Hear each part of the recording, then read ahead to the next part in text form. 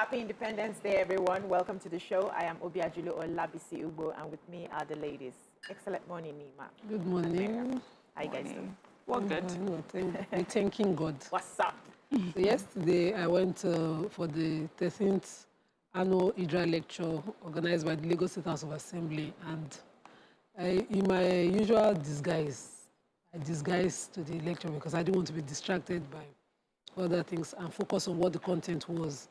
And the two speakers, first of the Sheikh Muhyiddin Ajani Bello, if anybody is a Muslim in Southwestern, you know, in fact, in Nigeria, you know this Sheikh, we're used to him calling out government, and so he did not disappoint.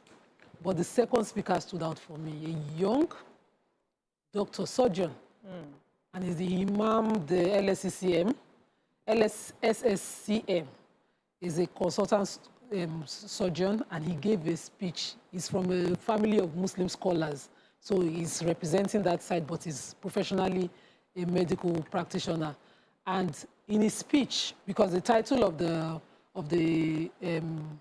theme yesterday was the role of youth in emerging socioeconomic and political realities, I liked that someone of our age bracket can tell us certain things that we've made normal and how they seem abnormal and be able to buttress them with Islamic points. And I hope everybody there learned the way I was learning. Yeah, probably. Yes, I just hope, because there were many youth there and young women. On the side I sat, I looked around me, young women. I just was praying that we were listening so that something is pricking our consciousness, so that when we get back home, the things that we have normalized, that we know are distracting from the most important things, because the youth today are not questioning the things. They don't find it necessary. Everybody just grants and laments, it's not working, everything is not working, you know. So, thank God. You as well. Let me quickly shout out to the Honorable, the Chairman Planning Committee, who sent me this invite, Honorable Moshood Olarewaju Oshun. Thank you, sir. I just did not wait to say thank you to the end of the event because I wanted to escape a crowd. Yeah. How you doing, Miriam? I'm fine. I'm great. Later on today, I will be part of a panel that will be discussing embracing data innovation to foster nation building. It's a youth initiative. It's being hosted and organized by my brother's firm, my younger brother's company. And so I'm there, like, you know, he's hosting it. Yesterday, I was listening to him as he was just talking to all of us that will be there. He was so articulate, so intelligent, He was leading. I was like, is this not Kamal? A is for Akul. That is now doing all this. Yes, so he has grown. His English is impeccable. I'm like, whoa, okay, bro. I hope I do justice to this, and make you proud. So yeah, I'm looking forward to it later today. I remember when we came to the Nigerian Conservation Center. Yeah. I met him and we talked. So I was asking him what his company was about. So he told me, and I'm like, I'm preparing a course, and I would need, somebody from his team to do the work. So the guy knows what he's doing. He knows his stuff. I can't believe it. I'm really, really happy. Come on, we say A is for alcohol. I can imagine. I beg, let that one go. You better leave that past because you keep referring to proud it. of him. Yes, so. Proud of him. All right, let's take a short break. When we come back, we take the newspaper reviews. Stay with us.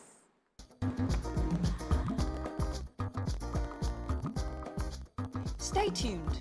Your View will be right back. Thanks for staying with us. Let's start with the nation. High number of surrendering insurgents worrisome. VAT. Court of Appeal gives nod to Lagos. State joins Rivers in suit. Abiodun Okowa sign anti-open grazing bill. Nigeria needs new constitution before 2023. PDP panel zones national chairman to North. Burial for mob lynched cop today. Policeman killed in Anambra. High-profile persons behind Igboho, Kanu, says Buhari. Police bust kidnappers' den in Ikorodu. Governors bemoan Akunyili's killing. What do we have in the nation? Okay, in the nation I have, it says another set of 2,783 terrorists and their families have surrendered to Nigerian troops following what they say is a renewed offensive in the northeast and the northwest. But this is being said by the defense headquarters. They gave us some numbers. They said about 394, that's in this renewed offensive within 1 month, 3 weeks period. 394 bandits have been killed, and so also 85 Boko Haram members. About 43 collaborators of these terrorists have also been arrested in the last 3 weeks. All in all, they said about 103 have been arrested. A large cache of arms and ammunition have been recovered. You know, so it shows that, you know, the military would say that they are confident in what they are doing in those areas, and that their work is yielding fruits, because we can see all these arrests and all these people surrendering. Yes. Okay, so let me take the story of Nigeria needing a new constitution. So according to the National Democratic Coalition, NADECO, they are calling for another constitution before the general elections in 2023. According to them, in their independence message, they said another election cannot be conducted under a flawed constitution, and that the majority of Nigerians, you know, those who are clamoring to, you know, succeed and self-determination should be allowed a fair chance, should be allowed hearing. And they are also calling on the United Nations to do something about giving those of them who are calling for self-determination a referendum, because if nothing is done at the end of the day, we'll have a lot of political upheavals in the country, that these people are already feeling choked by that national constitution. But I am also worried because, you know, we kept talking about restructuring. Now, it seems like nobody's going to that. Everybody's focusing on 2023 gradually. We may end up not even having. Let me quickly link that to the major headlines. So the president in his speech this morning referred to those calling for secessionists, and most of them, two of them particularly, Nnamdi Kanu and Sunday Adeyemo, Sunday Igboho. And he linked their financing, said they've been investigating their financing, and they found high-profile Nigerians sponsoring them. He said particularly lawmakers in the National Assembly presently. And because of this, he mentioned that the unity of the country is not negotiable. I think we have overused that word. I'm not saying whatever criminality they involved in should not be prosecuted or investigated, but the unity of the country should be renegotiated. Yes, if where it is now, it's not serving. So people will not feel, you know, included. Yes. Let's not continue with a failing template that is not serving certain areas, so we don't continue to have agitations, you know, being sponsored. I agree with you. Let's move on to the punch. VIPs, National Assembly member funding Igboho, Kanu says Buhari. Defend your land, Bishop tells Southern Kaduna, 38 victims buried. Foreign trips, NMPP petitions Assembly, demands Abiodun, deputy's impeachment, governor returns. 2 killed as policemen kidnappers clash in Lagos forest. Anambra killings continue. 6 cops, drivers killed, police station burnt.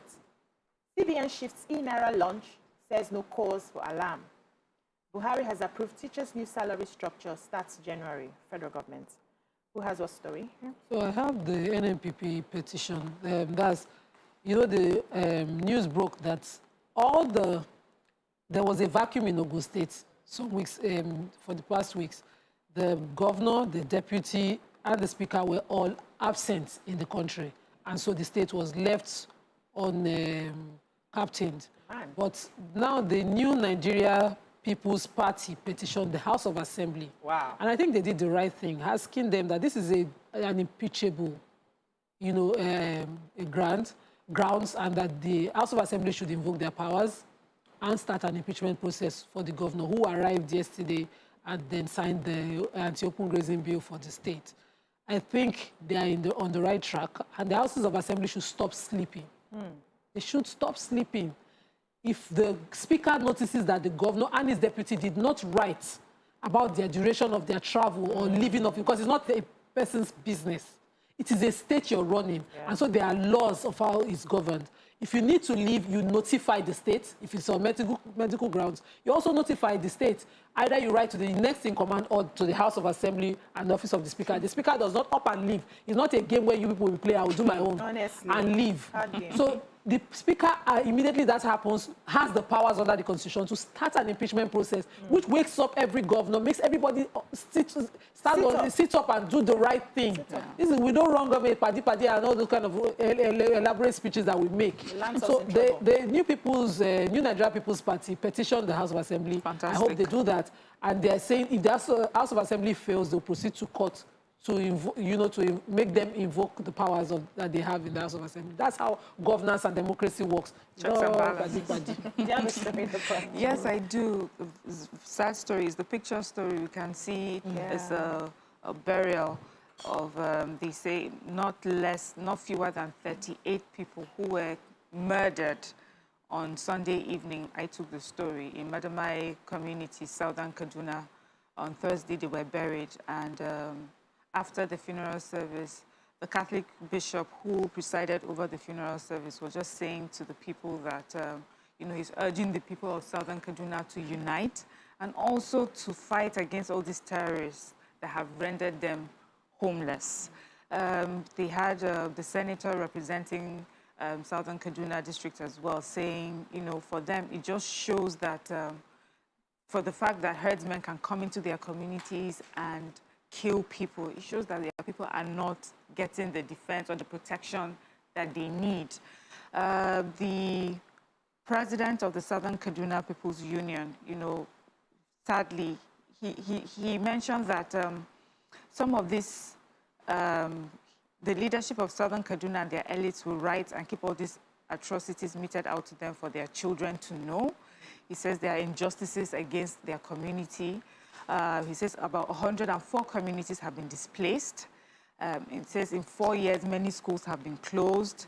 He says also thousands of civil servants from those communities have been sacked. Some of them, have died without receiving entitlements because so many things happening in that community, plus insecurity.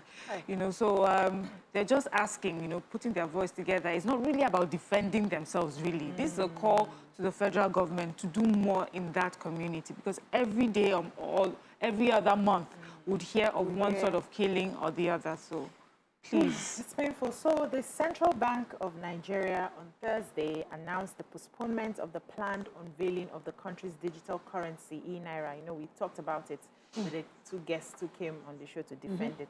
So according to the spokesman of the CBN, Mr. Osita Mwanisobi, he announced that, and the plan initially was to launch today, which, coincides with our independence celebration, but they have moved it, though they did not tell us when they will start. But he says that they are working round the clock to ensure that by the time they start, it is seamless and it's able to capture those people who are not even within the banking sector. And they are also talking to banks to understand that they are in this together. They are all going to work hand in hand together. We'll be able to do transactions using the e-money, whatever that means. All right, I think we can move on to the next paper. I don't know if we'll have time to take that before the break. The Tribune. Anambra government kidnap National Assembly member, set police station ablaze, kill 2 policemen. Lagos police arrest suspected abductors of Smith, kill 2 kidnappers in gun duel.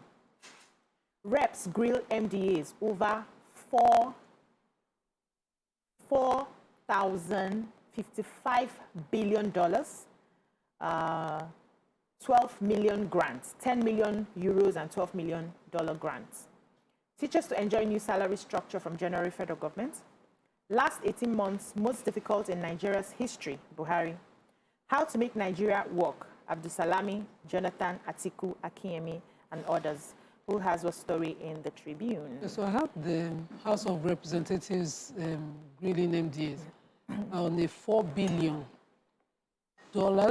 710 million euros, and everything on external borrowing plan for 2018 to 2020 that has been rolled out. The House Committee on Loans, Aids and Debt Management Chairman, Honorable Safana Dayabu, explained why they are probing this, because the president, again, has communicated to the House to get an addendum to that rolling plan, to expand it to cover another rollout plan, which is also broken down. I love particularly that they looked into the loan given to the TCN, that's the Transmission Company of Nigeria. According to the engineer heading that agency, $210 million loan from the African Development Bank is for Nigeria's electricity transmission access project. Another $200 million from Japan International Corporation for the Lagos Ogun Power Transmission Project. Another $200 million is from the French Development Agency loan, and a $4.8 billion China Exim Bank loan is for the Mambila Hydroelectricity Power Project. Another $50 million from French Development Agency loan is for vocational training. But in all of this, he says that they've only received that of the World Bank.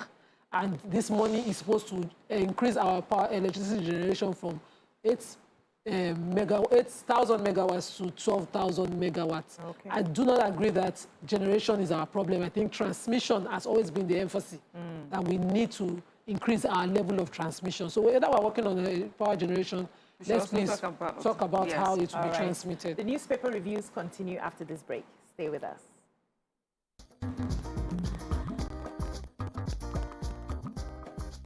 Stay tuned. Your View will be right back.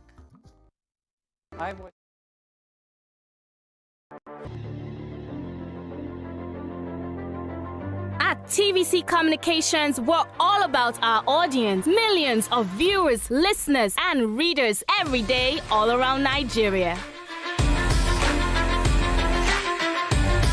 Our 2 TV stations are among the most watched in Nigeria. TVC News is our award-winning 24-hour national and international news channel headquartered here in Lagos, broadcasting live from our custom-built state-of-the-art news headquarters. TVC, the top-rated family entertainment channel, is the place for fun, music and information. With our breakfast show, Wake Up Nigeria, the all-female chat show, YourView, the best soaps and dramas from Nolly, Bolly and Hollywood, music and entertainment blast, courtesy E-Splash, and of course, award-winning news and current affairs. It is all here. With news bureau and studios around the country and the ability to go live anywhere, anytime, we are first for breaking news in Nigeria. Awarded the NMMA TV Station of the Year, TVC News is the station of choice for news that is first, accurate, balanced and reliable every time. TVC and TVC News watched by over 4.5 million people in Nigeria every day on terrestrial, DTH, DTT, OTT, and available to viewers in the UK on Sky TV. Watch all of our world-class programs on TV, online, and on our app.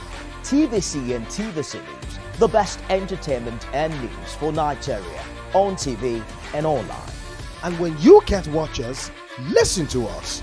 102.3 Max FM Lagos and 90.9 Max FM Abuja are now ranked among the most listened to radio stations in Nigeria. Now, with over 1.5 million listeners every day, we're the people's favorite radio station. Best hit music, best on-air talent. Max 102.3 hit music for Lagos and Max 90.9 hit music for Abuja. We are your home for that fun, entertainment, and hit music. In Lagos, TVC, our leading family entertainment TV channel, has a 47% market share. But this is just the start of our journey, as we plan to add even more services to entertain and inform our ever-growing audience. Thanks for being part of the TVC communications story.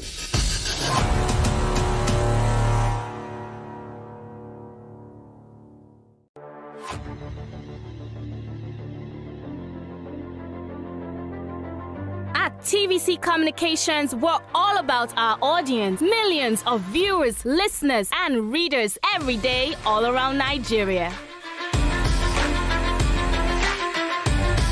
Our 2 TV stations are among the most watched in Nigeria. TVC News is our award-winning 24-hour national and international news channel headquartered here in Lagos, broadcasting live from our custom-built state-of-the-art news headquarters. TVC, the top-rated family entertainment channel, is the place for fun, music, and information. With our breakfast show, Wake Up Nigeria, the all-female chat show, Your View, the best soaps and dramas from Nolly, Bali, and Hollywood, music and entertainment blast, courtesy E-Splash, and of course, award-winning news and current affairs. It is all here. With news bureau and studios around the country and the ability to go live anywhere, anytime, we are first for breaking news in Nigeria. Awarded the NMMA TV Station of the Year, TVC News is the station of choice for news that is first, accurate, balanced, and reliable every time. TVC and TVC News watched by over 4.5 million people in Nigeria every day on terrestrial, DTH, DTT, OTT, and available to viewers in the UK on Sky TV. Watch all of our world-class programs on TV. The Tribune, Mary? Yeah, another killing, another setting ablaze in Anambra State. They said tension has gripped many parts of Anambra State following the killing of 2 persons in 2 locations in the state. They said some gunmen, known gunmen, had, first of all, they set off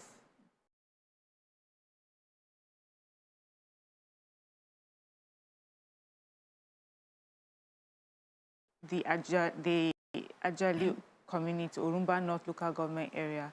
They set ablaze a police station there. They also said a policeman was killed. There was a video that's gone viral right now where the eyewitnesses were alleging that there's some people in the police station. They were trying to free them, but they said this is unconfirmed report. And also a convoy of a member of Rep. Newi North, South, and Eko-Sigo Federal Constituency. They said gunmen too shot at it. There are 2 reports, but the confirmed report is saying that the member was not in his convoy, but his driver, one of his drivers was shot dead. Wow. And they said that the Oddlies were able to escape, but there are other people who are saying that he was in it. But as of the time of this report, his car that was bullet-ridden is still at the scene of the crime, and the body of the driver was still in the car. And they said these gunmen also took away with them at a certain checkpoint, took guns and left with them. So this is our story as of today. This is the first, we did not really even talk about 1st of October when we were doing our banter, but this is 1st of October, and these are the daily stories that we have to read and people are experiencing. Yeah, we're coming back to the 1st of October after the newspaper review, but I have a story here. So the Minister of State for Education, Chukwuemeka Nwajuba, has said that teachers will begin to enjoy the new salary structure organized by the President from January 2022. And he said that they're also adding a lot of other incentives, which would include allowances, housing, training, an elongation of service year from 35 years to 40 years for the teachers that they have, studied the problems we have in our educational system. And they realize that there's only one way that they can get the best brains and keep them in that industry is to make them happy and give them most of these incentives. And the fact that COVID-19 came in and it showed how porous our educational system was. Some other countries were able to survive and pick up quickly, but Nigeria struggled because it had to do with the internet. A lot of people were not covered, and that showed during COVID-19, even though they tried to do radio programs, but that was not really sustainable. So they're trying to do everything in terms of technology, in terms of giving teachers incentives, and it will start from January 2022. So hopefully our teachers would be happy. Moving on, I'm not so excited. You're not so excited, Abby? Until it happens, done, right? Moving on to the Vanguard. We'll send ESN after those behind killings in the Southeast, IPOB. Cooking gas price rises 73%. NLNG gives insights. Apapa gridlock. Lagos gives 7-day ultimatum to truck drivers. Our father's killing brutal and senseless. Akunyili's family. 24 hours after Senate's call, reps ask Buhari to declare bandits terrorists. We'll deal with secessionists, their sponsors, Buhari. Chairmanship, Oyinlola loses out as PDP zones office to North. COVID-19, World Bank seeks debt relief for poor countries. Who has what story? So I have the two stories in Vanguard. So the chairman of APAPA Traffic Management and Enforcement Committee, and also the special assistant advisor to the governor of Lagos on transportation, Oluwatoyin Fayinka, in an interview with Vanguard, said that they have issued a 7-day ultimatum to trucks and truck drivers to leave the Oshodi-Apapa Expressway leading to the port. That's within 7 days for those of them parked anyhow on the road. And in that same report, he gave a total breakdown of the things that they have been doing. But, you know, we have an opportunity to get clarity on this later today. Yeah. Also, on COVID-19, the World Bank chairperson, president of the World Bank Group, Dr. David Malpass, made a very, very passionate appeal for poor countries, saying that they should, at this time, due to this, get a debt relief, because as it is now, poor countries are struggling and their economies are struggling, you know, to recover from some of the costs that they've carried during this period. So rather than gaining grounds, poor countries are being left behind in global tragedy of inequality. There's a drastic narrowing of economic and social progress in creating a time of upheaval in economics, politics, and geopolitical relationship. I appreciate this because truly, truly, I just hope that we can gain from this as a country. So that they don't, you know, qualify us because of our lifestyle as countries that are not struggling. There's this threatening, drastic reality on the streets in Nigeria of the level of poverty that people are, you know, businesses have shut down. People are unemployed presently. Some people lost jobs and livelihood, and they're struggling.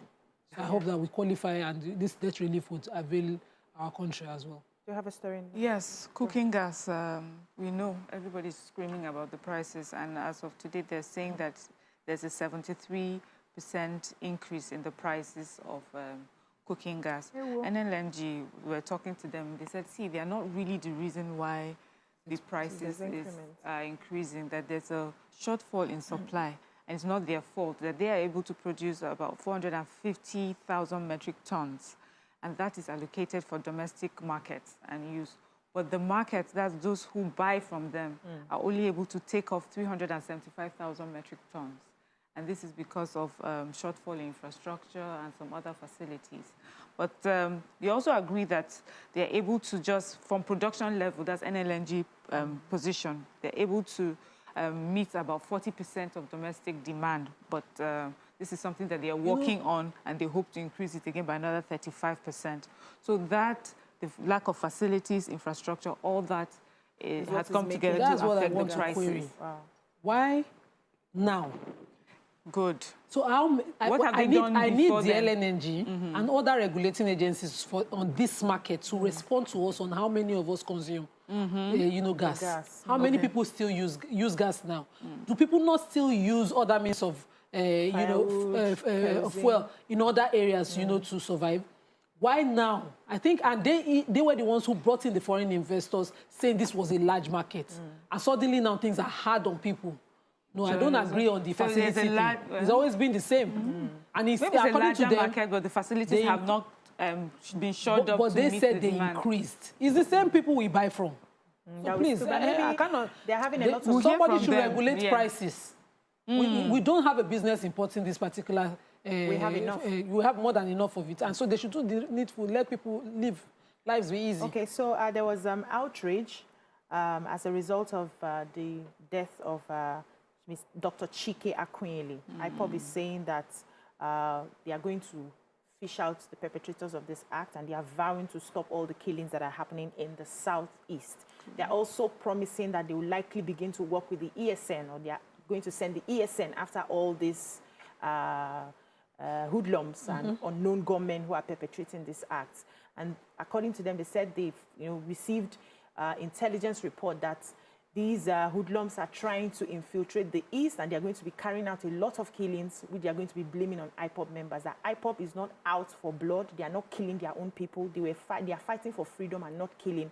And they also heard that these people will also start going to schools to start attacking children. So anyone who comes out to enforce sit at home, which has not been given or has been lifted, should be, you should fight them, know that they are not IPOB members. So I'm happy with the part that they said they were likely going to be working with ESN. So this is the way to go, so that we can fish out the criminal elements who are perpetrating all of this. I'm happy that the East now understands that the common enemy is the criminal, not each other. Wow. Find the criminal, because what has happened to the Akunyili family is really heartbreaking and so sad. Yeah. That's not the way that particular family, the patriarch of that family should have gone. Yes. After the sacrifice that we have, what we've enjoyed because of the sacrifice from that family. They have really sad. Thank you, ladies, for your contributions. That's all we can take on the newspaper review. When we come back, we discuss our hot topics. Stay with us.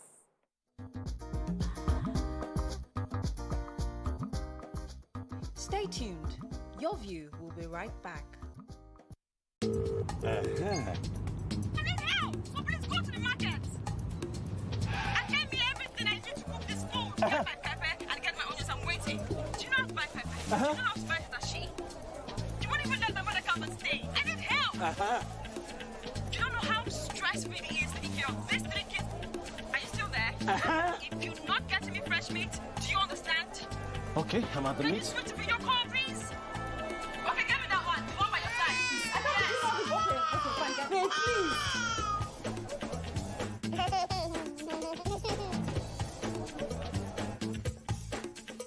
Where do I buy all these things now? Hey, go get Glow Berekete and call Madam. Berekete. The heavyweight voice and data plan. Get 600 Naira free credits plus 700% bonus on every recharge and up to 100% bonus on the... Come closer. A little bit more. Perfect. I have exciting news for you. You asked for it and you got it. Your favorite breakfast show, Your View, will be going to 2 hours. We're going to have in-depth analysis of the newspaper review and more conversations on the hot topics. The ladies of Your View and I will be stirring up our guests to get an in-depth into all the various topics, and you, our viewers, will have the opportunity to call in and share your views. After all, it's Your View. Join us on Your View, 9 a.m. to 11 a.m. for a fantastic conversation. Don't miss it.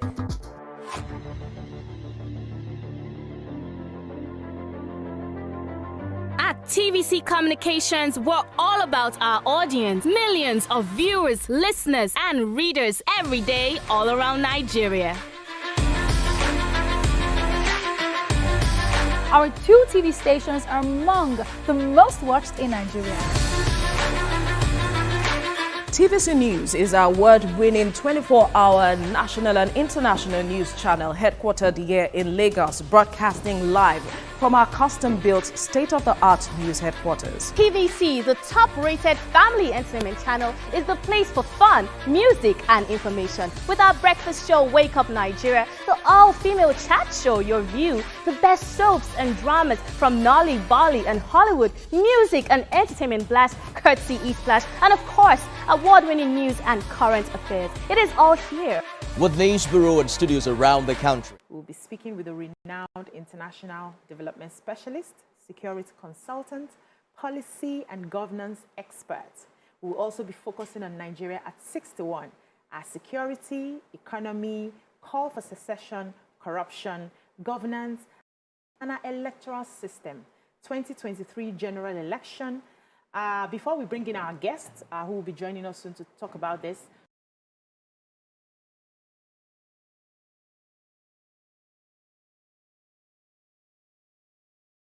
we'd like to hear your thoughts on where we are at 61. So join the conversation on 081-270-53687 or 091-390-76948. So ladies, happy Independence Day. Happy Independence Day, Nigerians. Yeah. So where are we? Where are we? What are your thoughts about Nigeria 61? I listened on Radio Nigeria this morning to the president's speech. And I think for the first time, they have a proper breakdown of everything because all the areas you wanted to listen to. I listened for the first half, though. Started with COVID and the gains. And, you know, on COVID, you really cannot... you can't find faults. You can't fault. Yeah, aside that, we did not do enough testing, which he didn't refer to. But we are doing enough to make sure that it doesn't spread. And he still also, in his speech, implored Nigerians to continue with all the prevention protocols to ensure that we don't have a spread. And he was grateful to God that we're not on the COVID variant 4, or what they call Delta variant, that we're not where other countries are with that new variant, and that we're doing everything to prevent that. So I couldn't fault that. But then he promised. That's where the hope is, that, you know me, I'm always shouting, why are we collecting vaccine?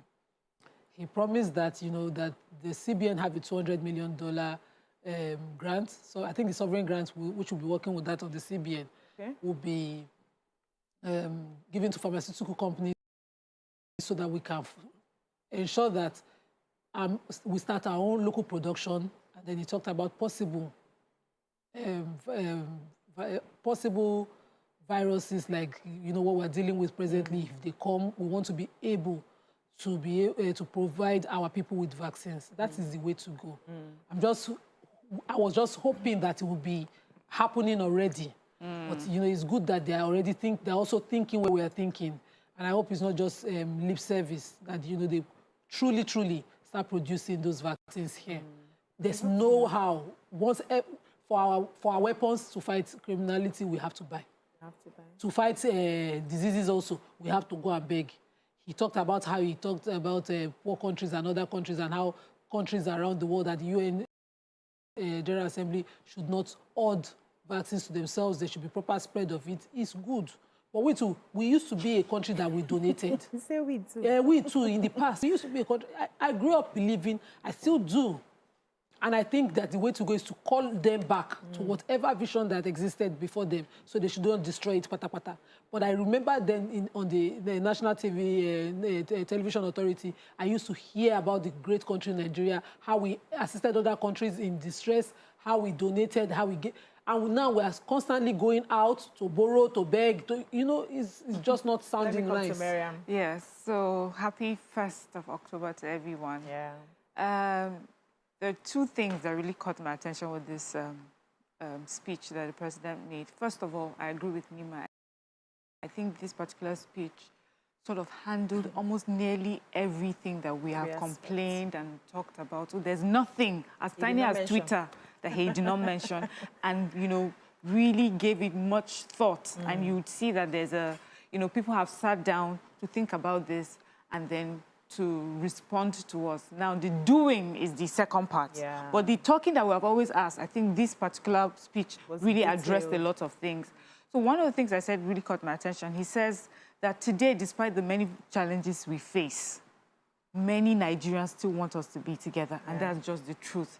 Yesterday was Cultural Day in most schools. Our children were dressed up in all colors, different colors representing different parts of Nigeria so proudly and so beautifully. And I just looked at it, I said, where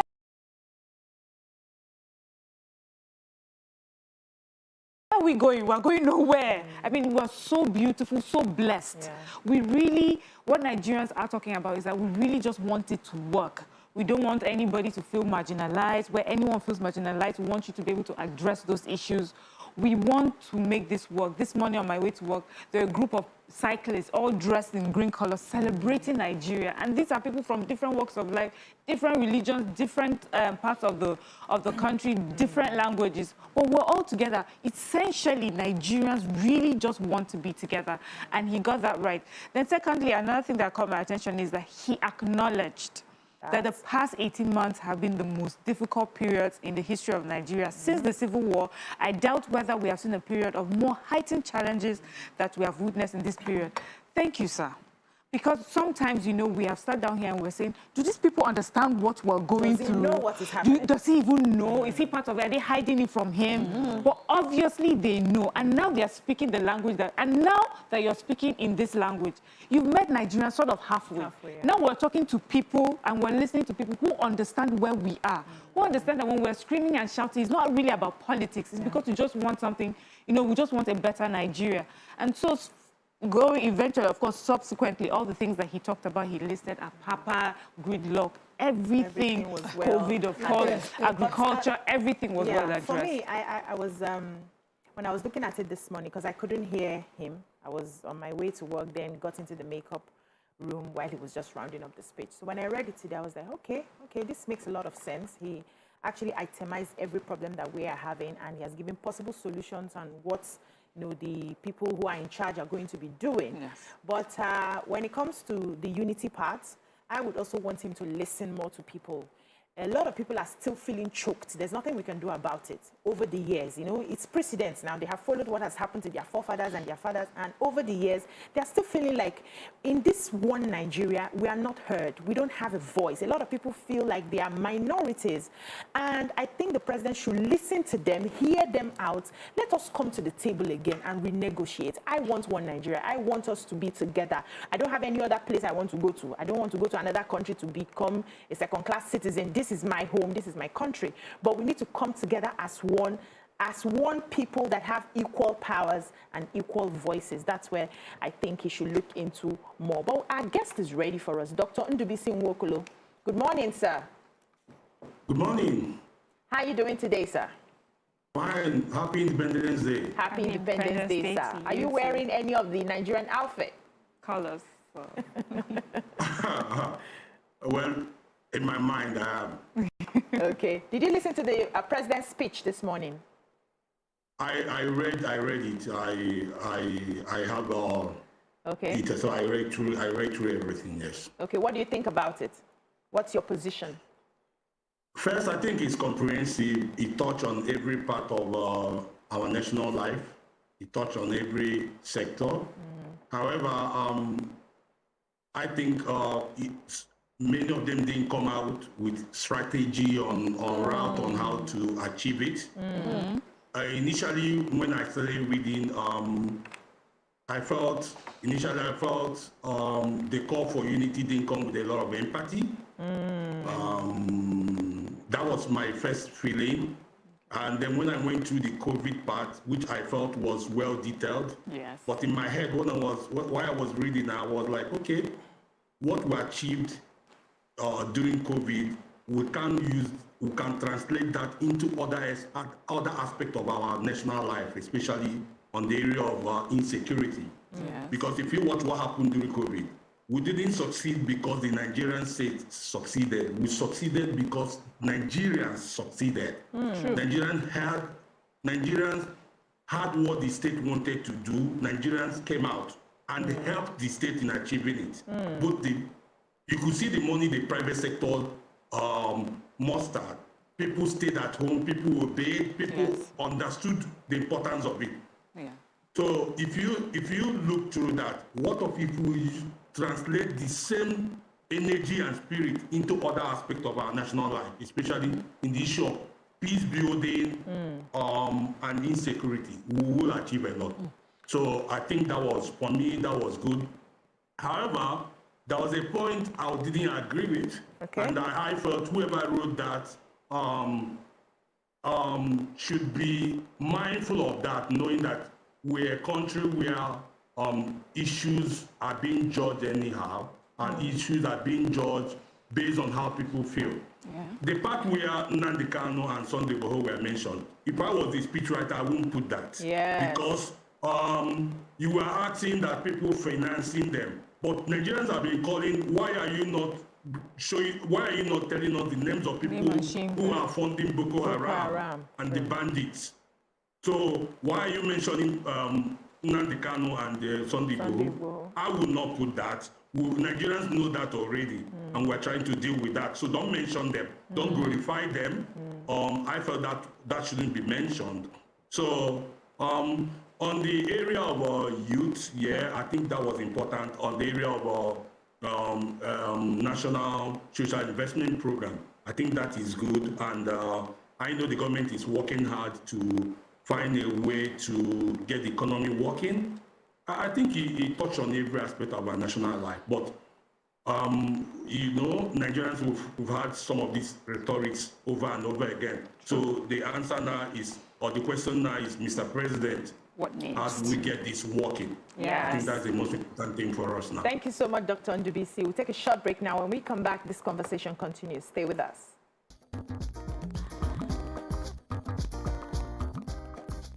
Stay tuned. Your View will be right back. For the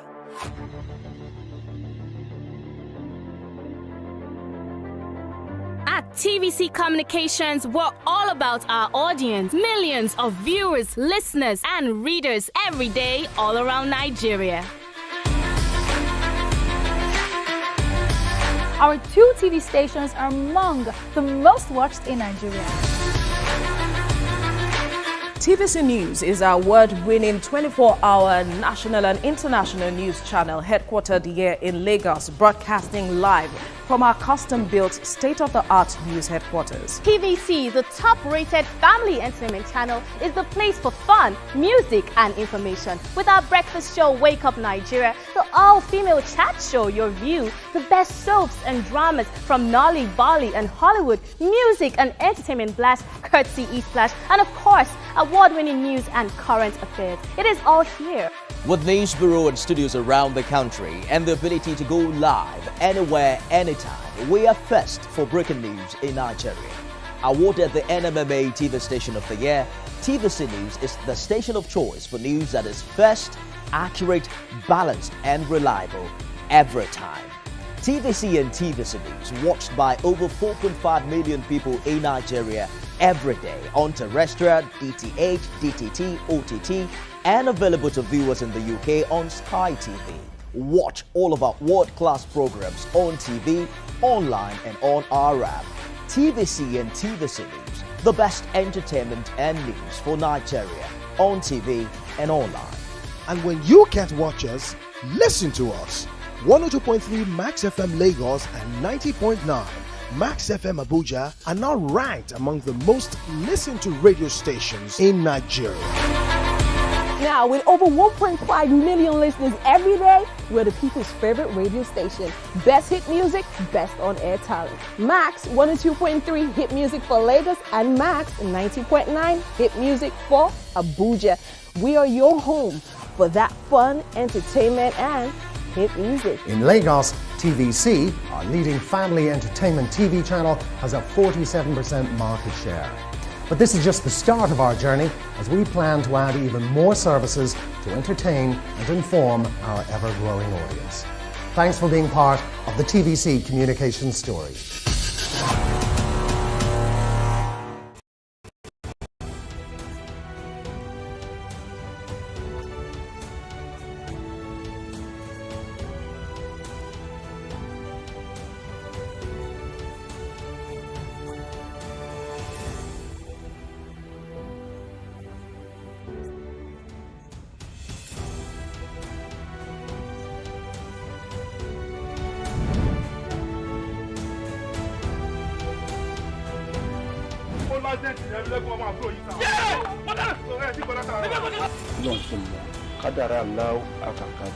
àwọn kan wà tí wọ́n bá kú tọ́jọ́ ọkú wọn ò tí ì pé wọ́n á papòdà síbòmíì. Is that how you're gonna say it? ọkọ tí wàá sọ yìí. Bó ṣe wá kọ̀wé ránṣẹ́ yìí pé òun fẹ́ rí mi kájọ fojúkojú yìí kò yé èmi o. bó ṣe pé ẹ̀rí ẹ̀mí lẹ́kùnmọ́ àyà mi ti sọ kí. Torí kí ni? àkọ́yẹ́ kọ́ mọ pé jẹ́rẹ̀ ẹ̀mí lẹ́kùnmọ́ yọmọ mú yẹn rí flashback jọ́ ìkí ọmọ tó mọ ẹgbọ́n mọ́.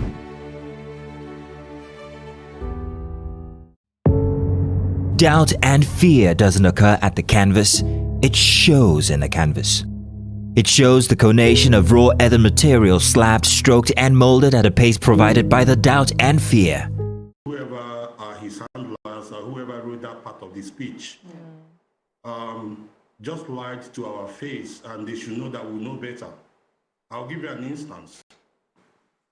My organization next year has people who do survey for us.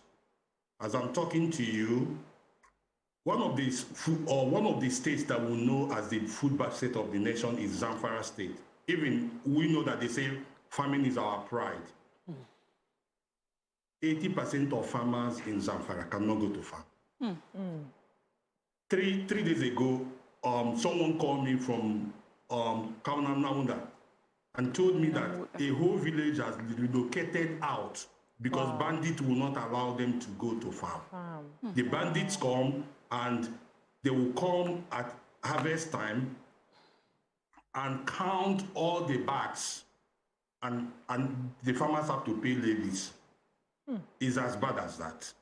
So what are we saying? We're talking about states like Zamfara, Katsina, Sokoto, Kebbi, Niger, Benue, Borno, Adamawa, our food baskets.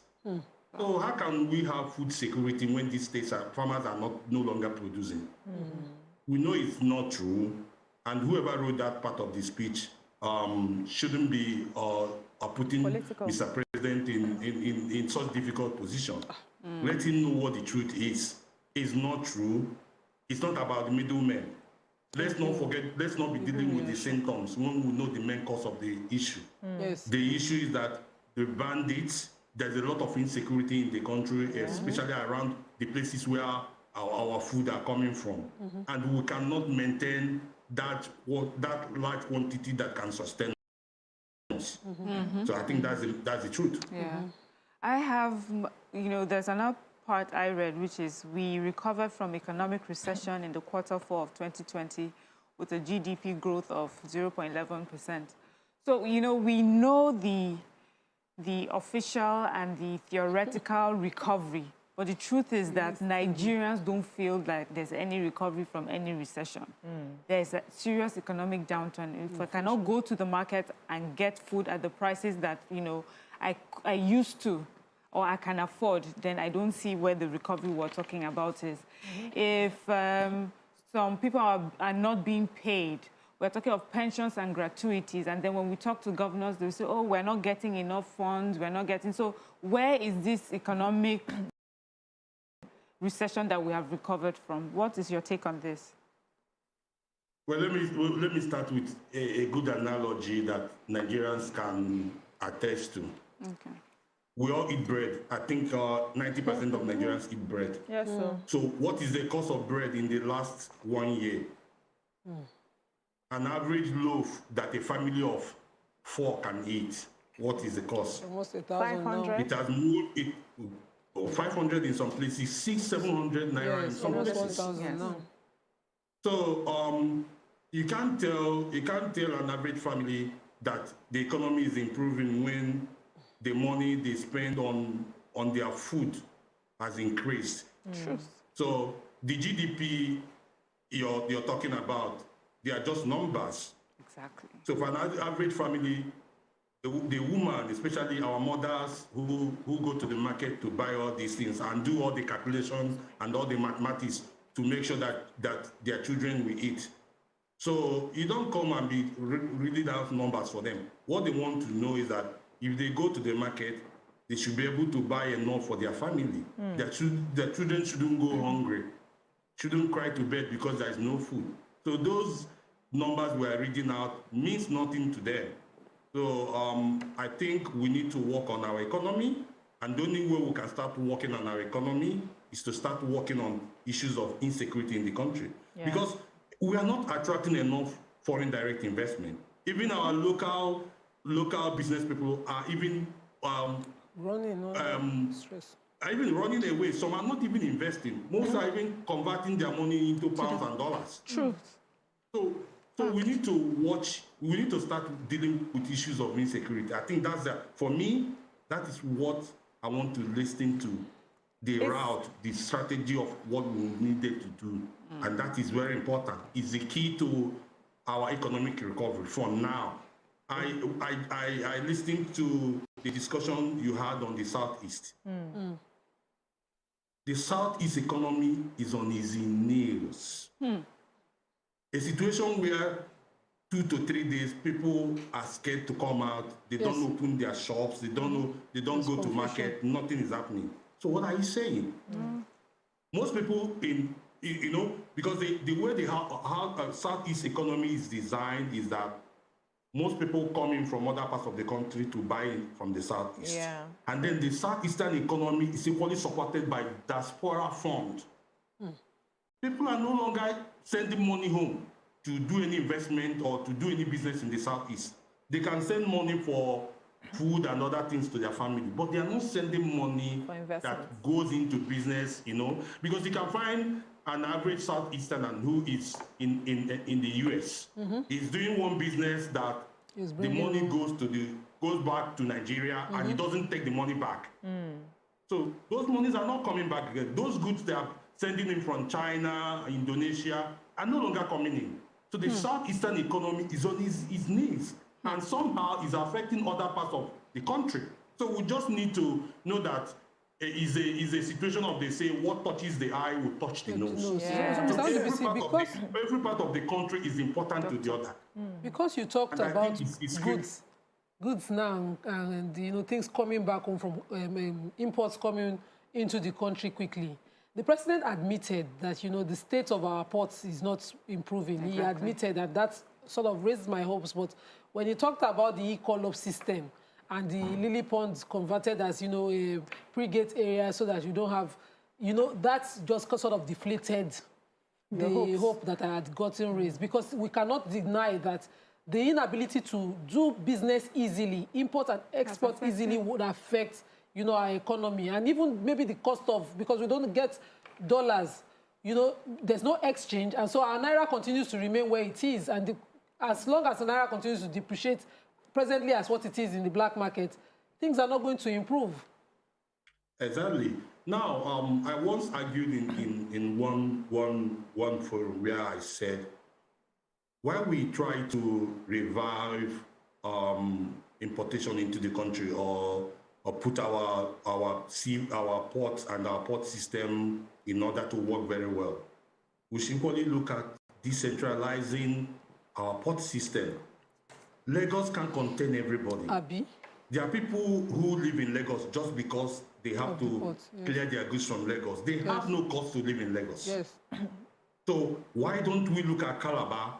Why don't we look at Warri? Why don't we make Port Harcourt to work very well? And why don't we decentralize this so that Lagos can at least breathe a fresh air? Yes. It's important we look at this. So the time you travel from Apapa or the Tinkan and all this, to come out into the main part of Lagos is enough for you to go from Lagos to Sokoto. Yes. So we need to start dealing with this thing. And the only way we start dealing with this thing is that at times when I look at the way policies are driven in this country or policies are written, you wonder where we're going to. For instance, the situation where we took a naval base to Kanu for what? These are the kind of things that when government takes, or when the government takes such action, other parts of the country are asking, so what is there for us? Dr. NDBC, let's take a short break. We'll come back to you. Thank you. All right.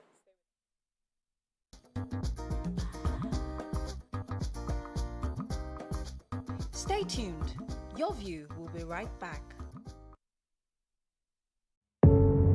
Doubt and fear doesn't occur at the canvas, it shows in the canvas. It shows the conation of raw ether material slabbed, stroked and molded at a pace provided by the doubt and fear. Every move way in the struggle of one to the other, merging the past to the present, brushstrokes of colors seen but not known, for when the wailing stops, the pieces settle down in abject beauty erected for a century of a century. Speaking, advocating, protesting as the arts are meant to be. Independence for Nigeria in 1960 is imperative. The peoples of Nigeria must at the same time be guaranteed their freedom.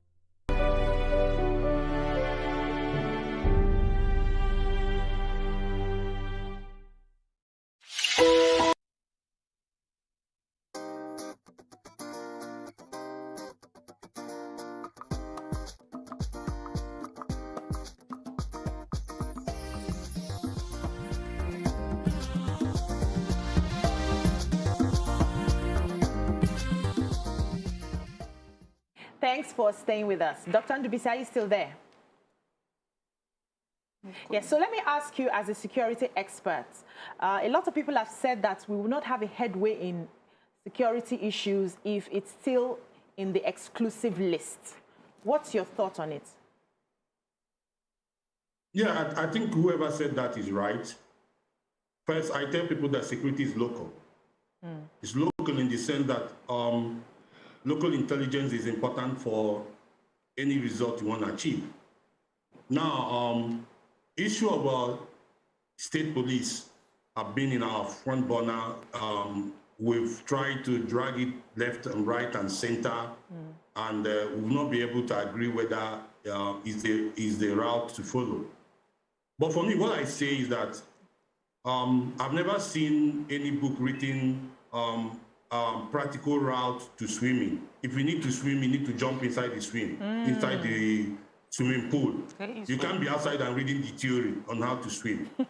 So we need to agree that if we need to achieve this level of security that we need, there must be an element of decentralization in such a way that local communities and the state get involved. You can't be in Abuja and be directing what is happening in my community over. You know, like in my every community has its own vigilante. So how do you fuse in these vigilante groups into a state-designed architecture that pulls everything together? It cannot be happening from Abuja. So I think it's in whoever said that policing cannot be in the. I want to use policing now, not just the military. Yes, is a state. Is meant for the state, as in the country. But issue of policing must have a second level, even a third level.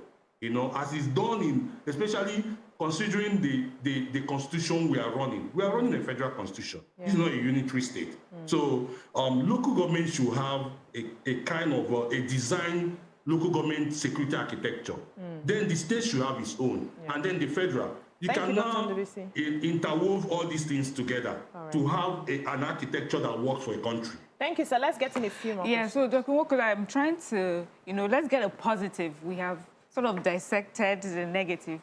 Do you think this is a positive where, the president mentioned that we have currently done about 13,000 kilometers of roads and bridges under construction all over the country, and a fair percentage of them have been completed? He also talked about the extension and upgrading of the Nigerian railway network, and he talked about the Warri-Itakwe standard gauge rail line coming up. For me, I think that's a positive, and that's a fact. What do you think?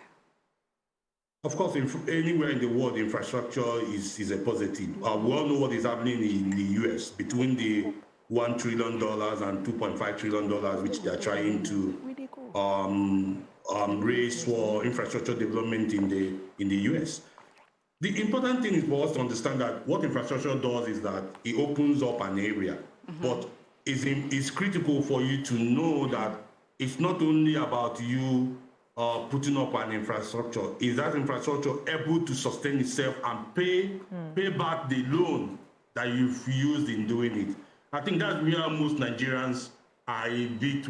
I want to use the word worry. Worry in the sense that some are asking, okay, this is good, but in the long run, would it be able to generate the money to pay back what the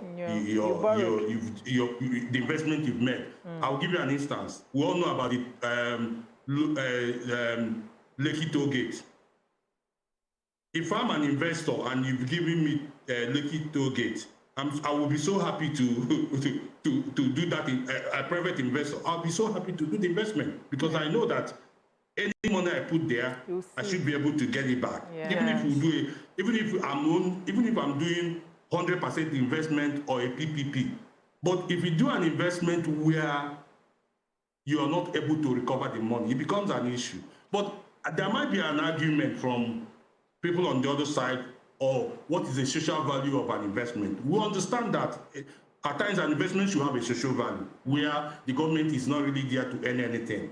But however, We all know what is happening. Oil, we are running out of the grace of oil. You know, so every investment we do now as a country, we need to be critical about it. We need to have cross our T's and dot our I's. It's not time now to throw money away because we don't even have the one to throw away. So we have to be critical with every investment, especially how do we pay back.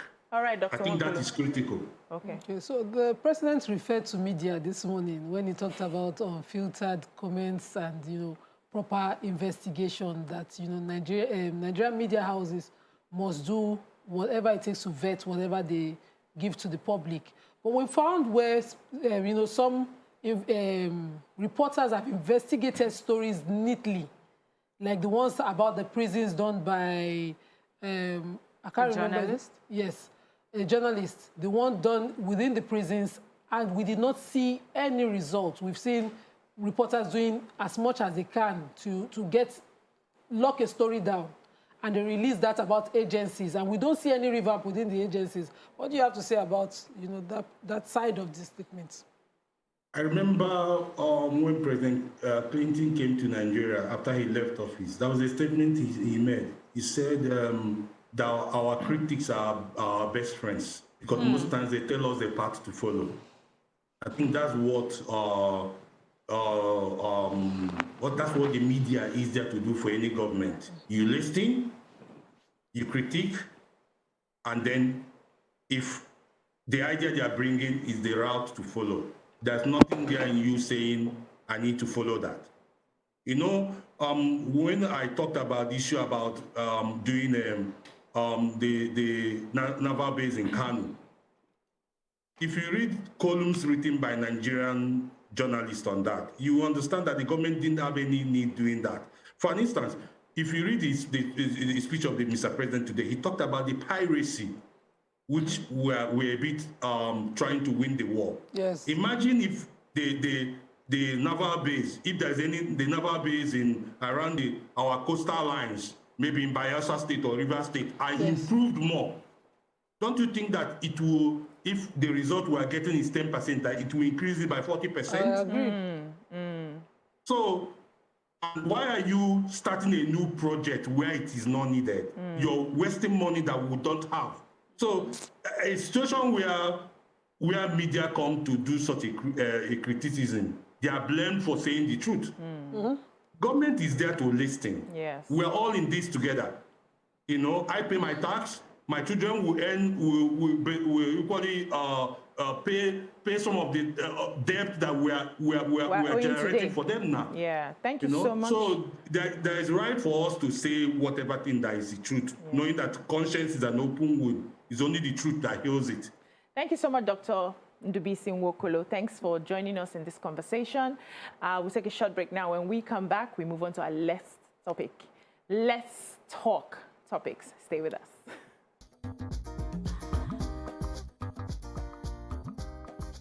Stay tuned.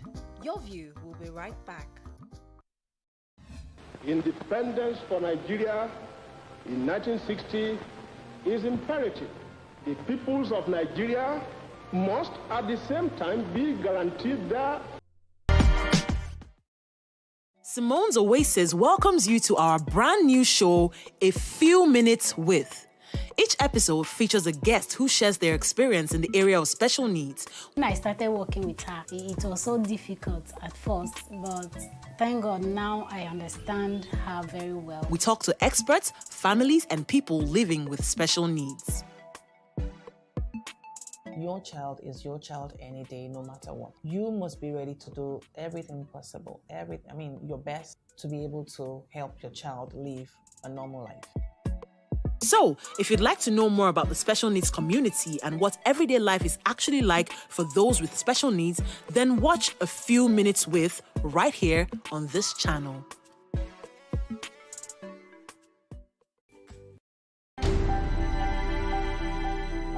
It's a mean of getaway out of hustle and bustling in Lagos, at Lagos, with Lagos, about Lagos, and it's the vice that gives me joy.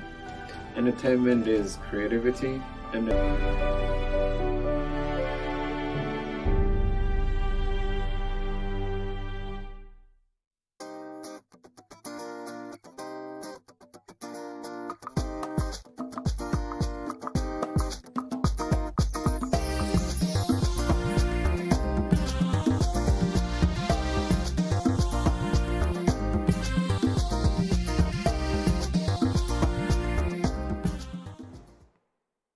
Thanks for staying with us. Joining us on the show is the Acting Managing Director of the Nigerian Ports Authority, Mohammed Bello Koko, to take us through the operations of the Nigerian Ports Authority, notably the allegations of the endemic extortion and corruption at the Apapa ports, decongesting the Apapa ports, making other ports viable, encouraging non-oil exports, and so on. Welcome to the show, sir. Thank you. Thank you so much. All right, sir. It's been 4 months since you took over leadership at the NPA. How has it been for you? So don't forget that I have been part of the executive management of Nigerian Ports Authority ab initio before I was made the acting managing director. So it has been easier to actually fill in that position and see to the operations of Nigerian Ports Authority. What I did was to look at the mandate of Nigerian Ports Authority, which are basically to ensure the smooth operation of the ports and ensure, easy evacuation of cargo, and then revenue generation, trade facilitation, and so on and so forth. And we picked those mandates, and I ensured that we followed up to ensure that we have moved from where we are to at least a better position since I assumed position. All right, sir. You know the Apapa gridlock, Apapa issue is a major problem in Nigeria right now. And just simply, what is the plan to decongest Apapa? Okay, so let me first of all explain what is happening in Apapa and the Tinkan axis. If you remember, recently, Nigerian Ports Authority deployed what we call an ETO app, and we created a truck transit park. The essence here was to ensure that trucks that are coming into the port actually go into that park before they get to the port. We have about 27, 29 satellite truck parks. All trucks are supposed to go into those parks. And from those parks, they are not supposed to be called into what we call a pre-gate. So there are some parks that are pre-gates. Pre-gate means from that location, you now move into the ports. The essence here is to streamline the movement of trucks, streamline cargo evacuation in and out of it. Now, out of the 29 or so truck parks, probably about 7 or 8 of them have deployed the physical infrastructure that are needed. This includes bollards, it includes internet deployment, that is IT deployment. It also includes automated gate control system. What we have discovered is that some of the trucks do not go to those parks. So for instance, there's a manifest system. Terminal A, B, and C need a certain number of trucks to come in. So that means when you log in and you have your ATO ticket, if you are at the parks, you will automatically be called over to come into those locations. So where the trucks are bypassing that is where we have a problem. But currently I can say that if you look at the Tinkan Mile 2 axis, that is where the major problem is. But the Apapa, Ijora part of the corridor is more smooth. We can say that 80% is better. You can ask people living in Apapa, there is better in and out there. But the Tinkan Apapa, the Tinkan corridor to Mile 2 is a major problem. One of the reasons there is the road network, which is currently being reconstructed. Yes, and some of the physical infrastructure has not been deployed by TTP yet. So I live around that axis of town, Mile 2, Amodofi area, and I see trucks constantly packed. On Friday last week, I couldn't even get out of Amodofi to Oshodi Apapa Expressway on the other side to walk because Apapa Tinkan has started again. And people constantly worry that, there have been interventions, task forces, and all of this. Despite all of the efforts of government from federal to state, something is happening on that axis that is defying every solution. One of the major allegations also is that there's a large level of corruption. We had the task force chairperson for truck drivers, or some, I think truckers, on the show last week. We also had the professor of transportation on the show, and all of them were able to establish this. What have you found as the MD now? What have you found to be the realities there, and what are you doing exactly? Whether are you working with them to deal with this, or what exactly is the plan to deal with Mile 2 Tin Can access?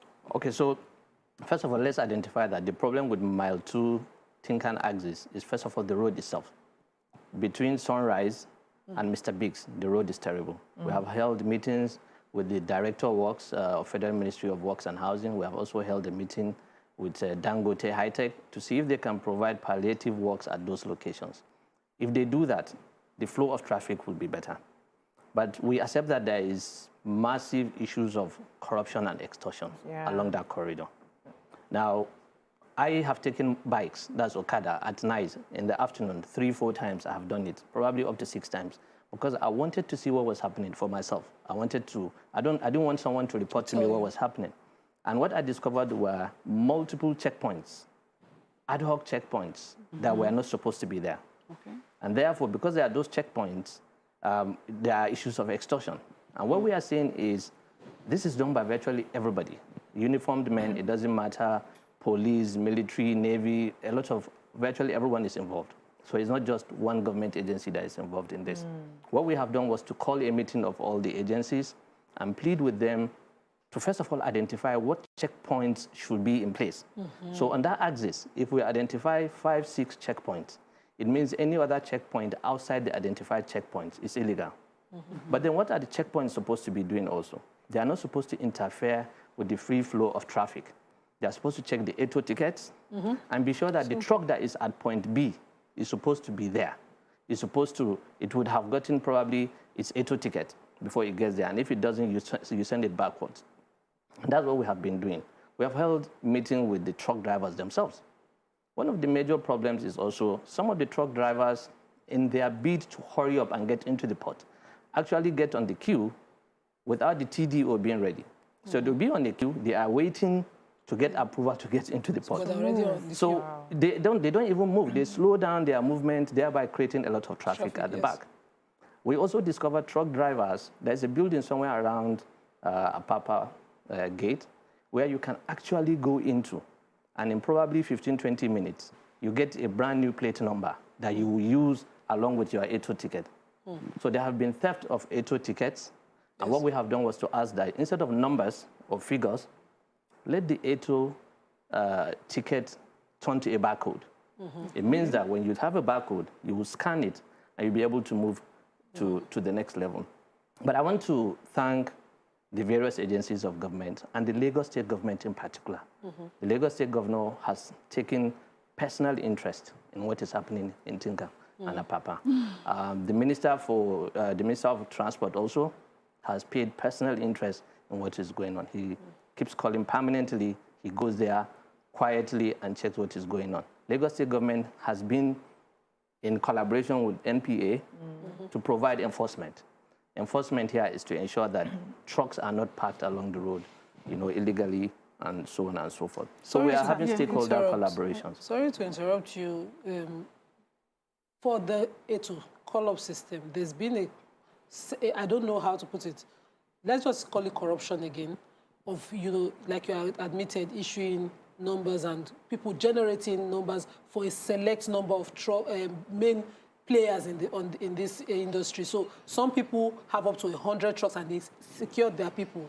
They have insiders who also sabotage the system for select few. This can be investigated. According to the truck task force chairperson, when he came here, they discovered even an account where they were paying an 11,000 amount to that they presented to you. All these have been investigated. Can there be consequences within that system? Can people with names be mentioned and punished to deter continuity? Okay, so let me first of all comment on what you just said. The accounts that we're talking about, so the ATO system is made like this. You are supposed to, as an importer, first of all, you, the truck owner, you are supposed to register.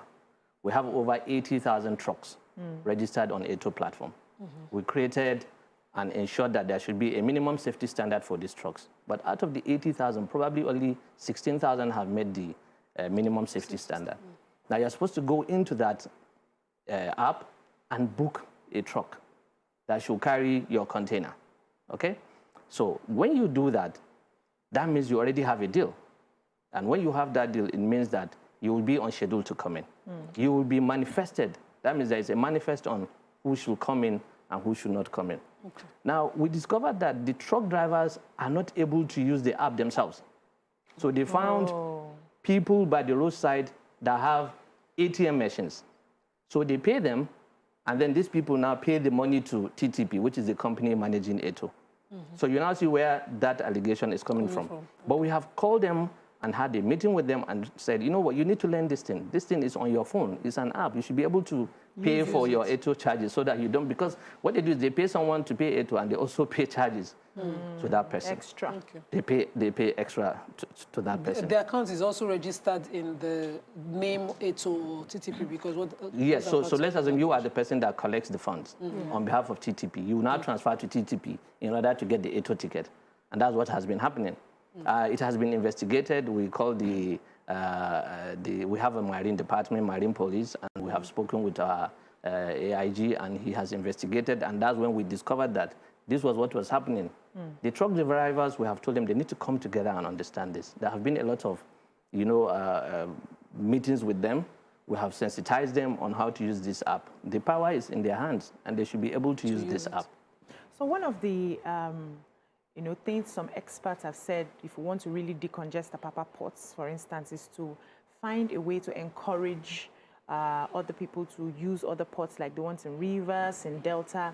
Is there any plan of the NPA to probably reduce their tariff as a way of incentive for them to use other ports and also get those ports ready?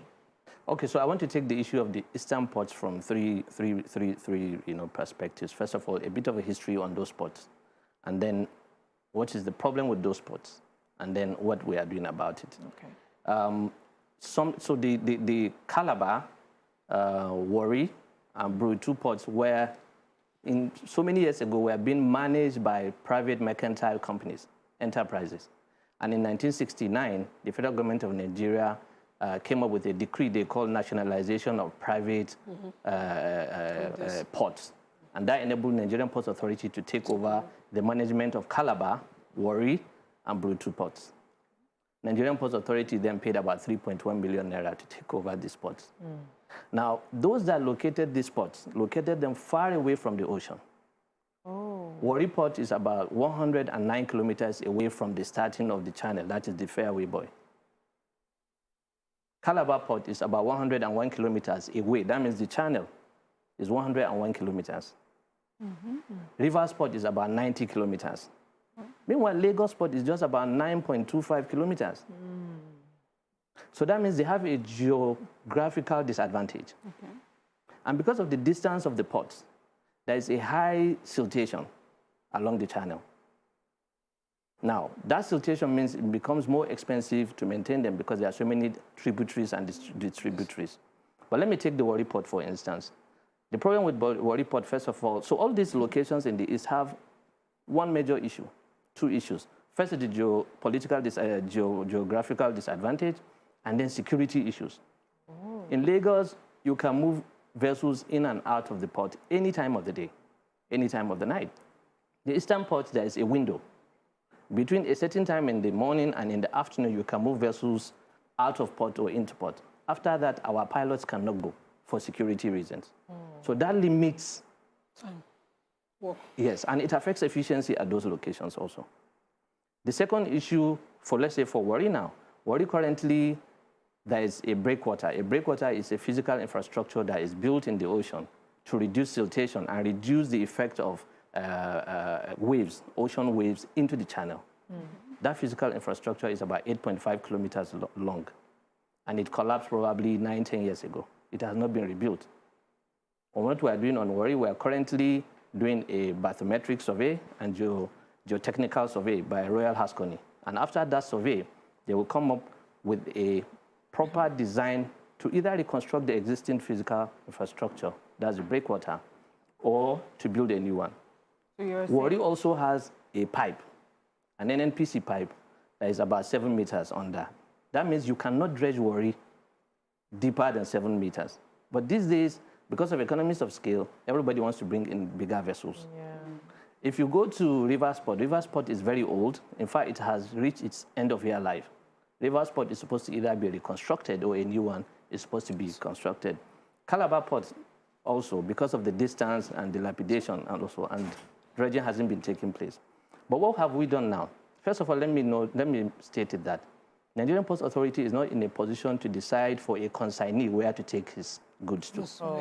They are the ones that take that decision. They are private businesses. They are private businesses. But what we have done was to provide incentives, tariff relief at those eastern ports so that shipping lines and importers can also send in their goods, their cargo into those ports. So probably if you are bringing in something into Lagos ports and at the end of the day the total is $1 million with what we are giving and you are paying probably 500,000-600,000 at the eastern ports, maybe it will encourage people to bring in their cargo into those ports. We have seen an increase in importation in those locations. And I think in the next few weeks, we will also review that tariff and see if we can bring it down. So based on what you've said now, sorry.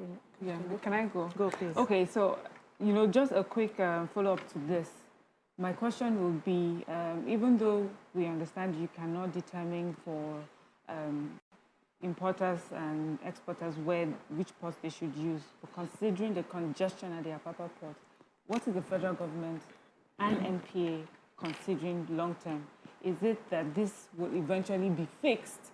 And does it cost so much money that you do not think it will be fixed within 2-3 years? Is there a timeline that you're looking at and saying, okay, we need to raise funds and then give us like a 5-year period or a 10-year period to make sure these ports are up and going? So let me state first of all that the ports in Lagos have reached their capacity. They are operating far beyond their installed capacity. Okay. The city has caught up with the ports. There is no space to expand those ports. However, the Minister of Transportation has increasingly encouraged the Nigerian Ports Authority, and that discussion has started to look at how to reconstruct the ports. There is a limitation in terms of the depth of the quay walls. The design there at the quay walls is maximum of about 13. So that means you cannot also dredge the channel deeper than 13 meters. And because of that, that has reduced, we are not able to bring bigger vessels into those locations. So there is discussion currently between Nigerian Ports Authority and the terminal operators to find alternative sources to rebuild those ports. Now, rebuilding is not just the physical infrastructure, the IT system, the equipment. Currently, there is no port in Nigeria that has a ship-to-ship crane, whereby you pick a container, you understand. Yeah, so you understand. So we are ensuring that that is being done. And we are also looking for, we have started discussion with other multilateral financial agencies that are likely to provide funding for development of these ports. The other alternative is for the terminal operators to build the ports, and then we amortize over time. So do we have a timeline? So this has already started, and we believe that in the next 2 years maximum, these ports should have been reconstructed. But don't also forget, finally, the Lekki Deep Sea Port will come on stream next year. That is going to be a game changer. It's going to have a minimum draft of 16.5 meters, which no port location has in Nigeria. It's going to bring in a lot of trade into the country. Currently, we have a lot of ship-to-ship businesses offshore in neighboring countries, and we believe Lekki Deep Sea Port will take over that business. All right, the Badagry Port too is going to come on stream. So these are the plans. All right. Let's take a breather now. When we come back, this conversation continues. Stay with us.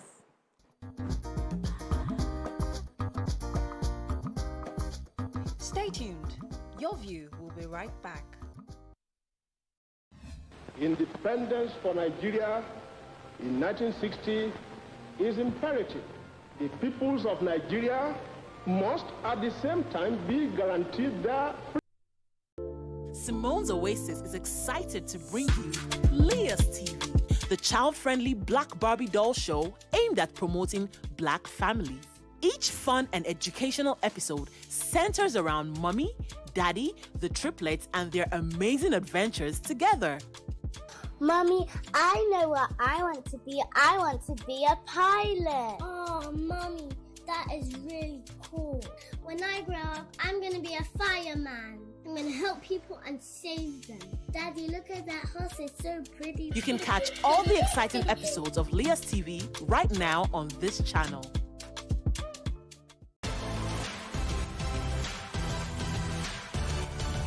Now you can catch up with your favorite programs on TVC. Log on to www.youtube.com/TVC Entertainment. Join the fun.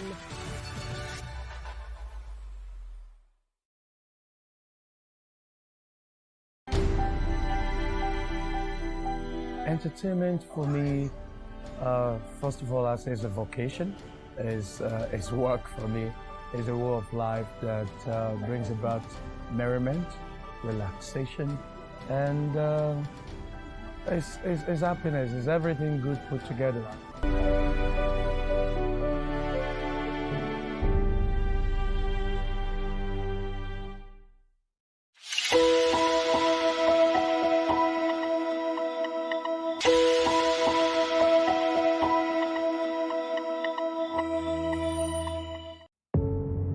Doubt and fear doesn't occur at the canvas, it shows in the canvas.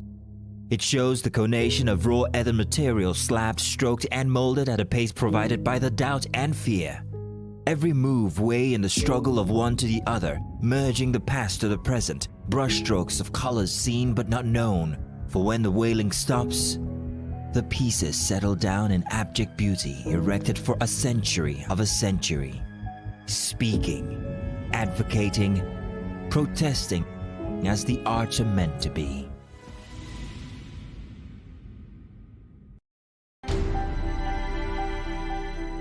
Entertainment, I believe, is expression of life.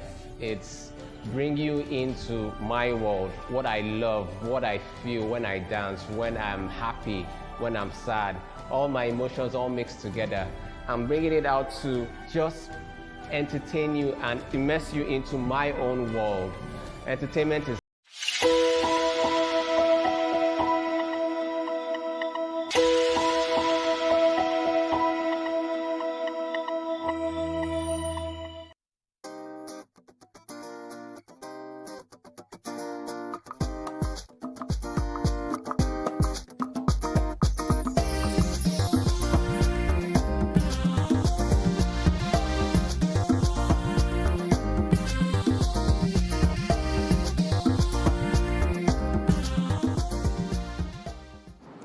Thanks for staying with us. Miriam had a question. Yes.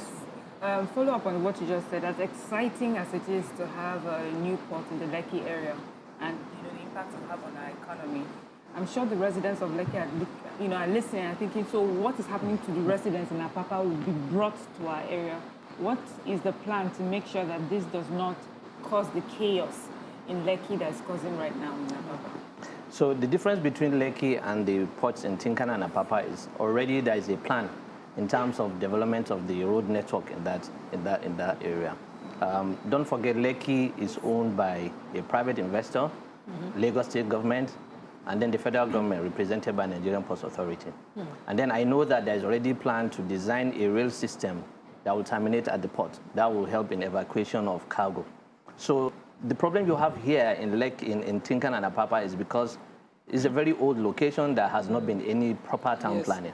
But there's a proper town planning, and I know that the Lagos State government is very serious about developing the road network there.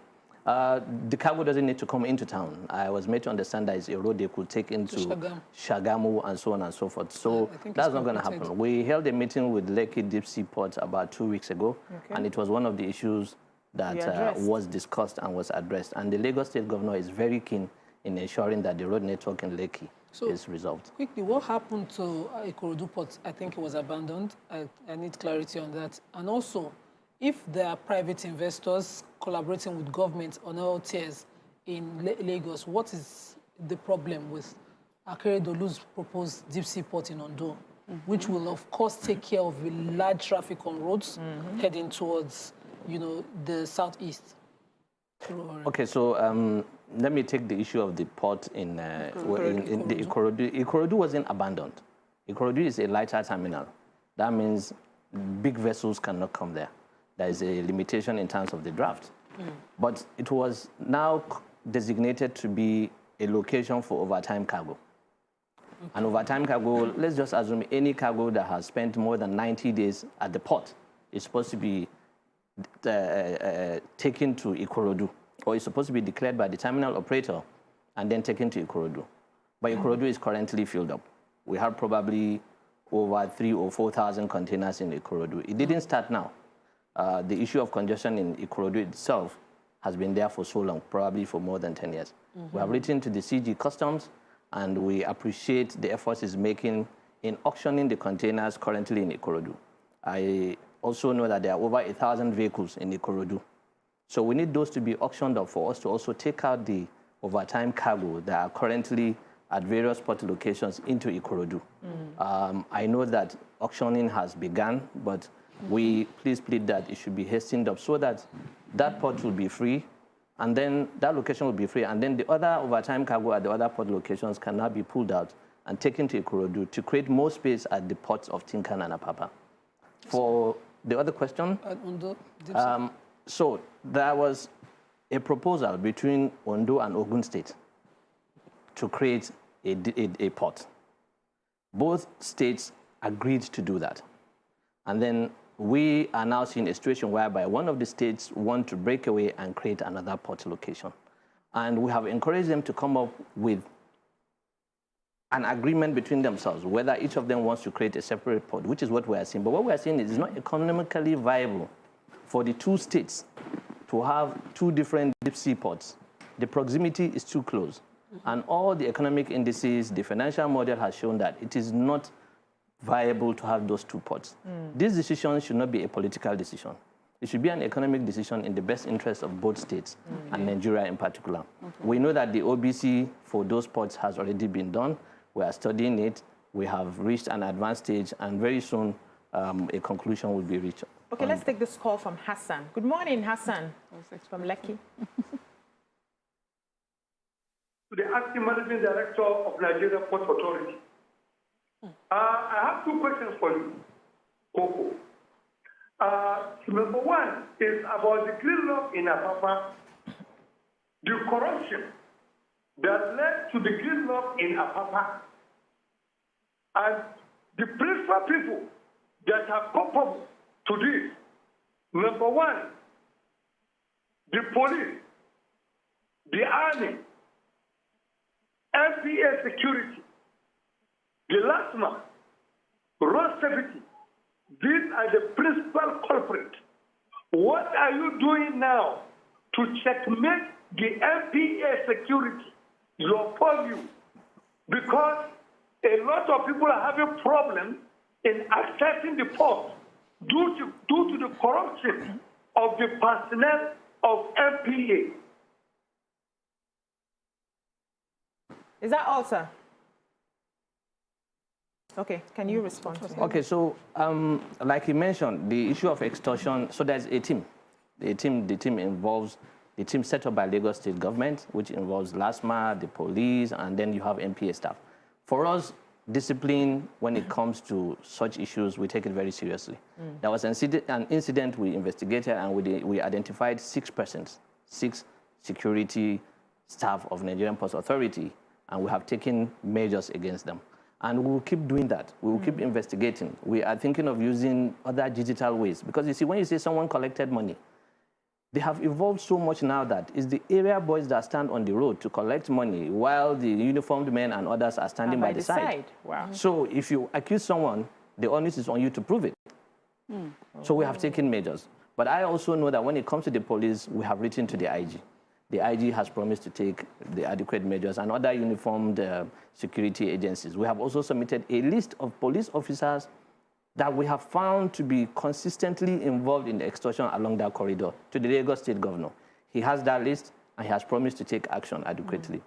What we realize is there are police officers that, as if their umbilical cord has been buried in that location. Thank you. They have refused to leave that location, and we have pleaded with the IG that he should please redeploy those officers, and he has promised to take action. The other problem we have is the issue of jurisdiction. We have marine police. Their jurisdiction ends within the port corridor. Anything outside that, they cannot act on it. And we have pleaded that that jurisdictional issues should be amended in such a way that when there are issues on the road in front of our ports, the police that are attached to the Nigerian Ports Authority, that's the Marine Police, should be able to take action. We have a CP. You understand? CP Marine, he's there. We have a port. There's a possibility of collaboration with the Marine Police and the guys on the So the issue here is, as long as he has jurisdiction outside and there's a problem outside, we'll hold him responsible. But if something happens outside, you are reporting to the CP Lagos. The CP Lagos does not report to Nigerian Ports Authority. He reports to the IG and the Lagos State Governor. The Lagos State Governor, in a certain meeting, has called the CP Police to say, listen, this is what I need you to do. We need to dismantle all these checkpoints. We need to ensure that those who have spent too long at those locations be moved out. Some have been redeployed, but some are still there. Yeah. And we are pleading for this.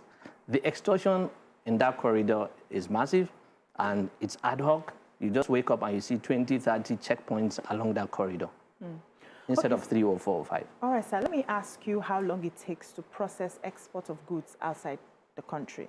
Because a lot of exporters and importers are complaining that they're losing money every day with their goods stuck at the ports and nothing is being done. So how long is it supposed to take? How long does it really take to clear and to export? On assumption of duty as acting managing director of Nigerian Ports Authority, one of the first things I did after looking at what ATO is doing and how to improve it is to look at exports. I am more interested in export of commodities than the import. It's not that the import, we're an import-dependent economy, but exports will improve and help our GDP. Exactly. And we looked at it and realized that some of the exporters actually do not finish processing their documents before they come to the port. Oh. So that means they are on the queue, they are slowing down. Some of them are also exporting illegal items. So they are waiting until a certain person is at the gate before he gets there. And then, but to be candid, there are also delays in that. What have we done? What we have done is we just, a few weeks ago, actually created an export processing terminal in Lillipond. The essence of that is actually to support the President Muhammadu Buhari's government policy on diversification of the economy and improvement of non-oil export. Those parks, that particular park is supposed to have an internationally, accredited facility where you have the ability to process, to package, to sort, and then you close the container from there and straight to the port. So it means that that location will be able to you just finish your documentation and everything. So there will be customs, all government agencies will be there. And then recently we have also advertised for people to express interest. We want to establish 10 of those export processing terminals. There will be cooling rooms and so on and so forth because of perishable export commodities and items. And then we will ensure that the speed at which these exports are processed and taken into the ports is actually very fast. Some of the exporters don't even finish, filling their NXP forms before they come to the ports. And then one major problem, let's assume a vessel is coming on the 15th of a month. The exporters actually at times get to the port on the 1st or 2nd or 3rd of the month. Wow. So the shipping companies are saying, no, you cannot come in until the ship has arrived so that we will load your container immediately. You understand? That way you are not occupying space at the port. So it's a cycle of issues. What we need to keep doing is re-engage them and encourage them to ensure that their documents are complete and so on and so forth. We will give priority to export. We are reviewing what is going on. ATO is a live app. So anything you do, you are tweaking the current system. Let me explain something. The whole of that is a cycle. So in that cycle, you have the truckers, you have the importers, you have the exporters, you have the community living around Tinkan and Apapa. Anything you tweak can actually affect the whole cycle. So you need to be careful how you are amending these things. And gradually we are amending it. We are coming up with policies that will ensure that when they call it reverse booking, we are going to test run it. When a truck goes into the port to drop container, you should be able to book a deal to pick out a container so it doesn't out of the port. So it doesn't come out empty. So that will reduce all that. Let me finally say this, please. ATO, there was truck in and out of about 21,570 trucks in May. By Last month, what we had was about 53,640 trucks in and out. That shows a tremendous increase in the number of trucks that are going in and out of the port. Can we do better? Yes, we can actually double that. You understand? And we are working on that. Okay. So recently, there's an MOU signed with Nigeria and Cote d'Ivoire on port operation. Of what significance is that? So the agreement with the MOU with the port of Abidjan is more like a, multilateral agreement that we are trying to create between Nigeria Ports Authority, the port of Abidjan, and other ports in Africa. There are very few direct port-to-port sea link between those two countries. We are a bigger country. We have more ports than Abidjan or than Ivory Coast. So this is to create a relationship between the two. There are learning points from them and there are learning points from us. And also it's to increase trade facilitation between both countries. And there is a commitment to also work together where there are deficiencies in Nigeria that we believe we can learn from the port of Cote d'Ivoire. We will go and learn it and bring it back here, and vice versa also. And so that's the essence of that MOU that we have with them. So what are you doing about bonded terminals now? Because I live in Satellite Town and Satellite B, the entire area, the environmental, down to Irede, you have trucks parked anyhow. And when they are ready to take over the roads, the people living there are subjected to worse hardship than you can imagine. I live there, I live through it. That's my reality. What exactly do you plan to do? What's the regulation for them? Why are we trying to decongest Apapa and then they're congesting Old Ojo roads? And the state of the road, who is speaking for that area? What exactly is happening? I cannot speak about the state of the road there. That is actually outside my pay grade. Let me use that word. But for the bonded terminals, some of them actually have badge licenses also. And we are encouraging them to use badges. That is one of the things we have introduced to reduce congestion in all the port locations. And we are really, really encouraged to see the amount of cargo that is being moved by those through the cargo. So we are looking at what the activities of the bonded terminals. If there is need for us to request that some of them relocate from some areas, we are ready to do that. Discussions have started. We are calling them as stakeholders also. And we are looking at their activities and when do the trucks get in, when do they come out, and so on and so forth. That discussion is taking place. And I believe that within this month, you will see some. Where do you take complaints? Because I have names of some of them. Where do we take complaints of their activities to? You can give it to me if you want right now. But actually, if you go to NPA website, it's an interactive website. Take it from me. We have a Servicom department that on a daily basis looks at complaints being lodged, inquiries also. And there's a GM responsible for that. And we need to encourage people to lay in their complaints, you understand? And we will review them and we'll get back to you. That is taken for granted. All right, one final question, sir. Yeah, so we have someone who sent a message, says, as a farmer, what consideration is given to people importing agricultural produce if they have to stay on the queue for too long? Are there any consideration given to them, especially as we understand the perishable goods? Yeah, did he say importing or exporting? Importing. So is the same thing also? The same.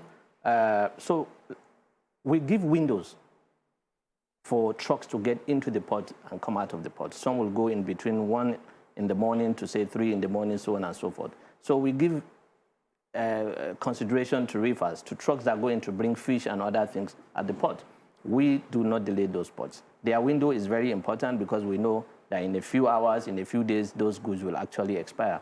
And that has been going on. And I'm sure if he looks at it, he'll see that there has been a tremendous improvement in terms of access to the ports by importers of perishable items. Thank you so much. We've been speaking with the Acting Managing Director of the Nigeria Ports Authority, Mohammed Bello Koko. Thank you for giving us a wonderful explanation of everything that has been happening. Nima, are you okay? Are you satisfied? My own is not satisfied. I'm telling you, not satisfied. Okay, maybe he needs to come more and give us a breakdown of everything that's happening. That's all we can take on the show today. Join us again next week. And happy Independence Day. We'll see you on Monday. Bye-bye.